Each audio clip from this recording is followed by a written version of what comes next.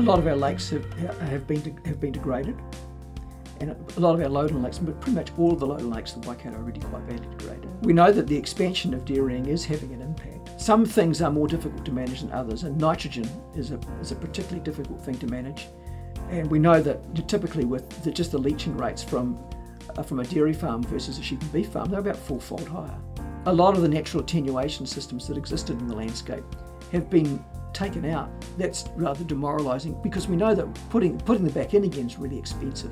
Our primary industries have the potential to have a negative impact on our freshwaters. So we really need to solve this issue of how do we continue to make our money as a country and maintain our freshwaters. I've been leading a program on aquatic restoration and rehabilitation.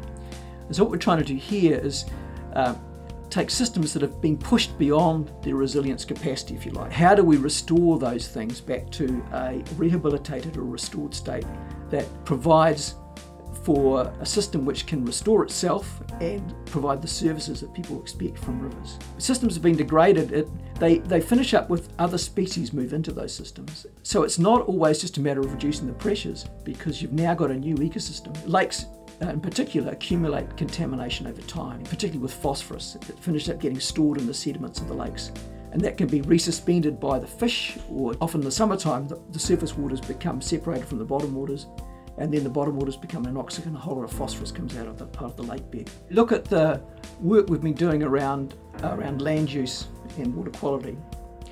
I mean, that's a really big tricky problem. The way that I've done the research is starting out by doing comparative research of streams coming out on pastoral land, streams on forestry land, and streams in native forest. What are the benchmarks in the native forest, which was originally like 80%, 90% of the cover of New Zealand? How different are pine forest streams, and how different are pasture streams? And trying to understand what are the process drivers of those differences. So using that understanding to say, well, where are the intervention points we might be able to do things here?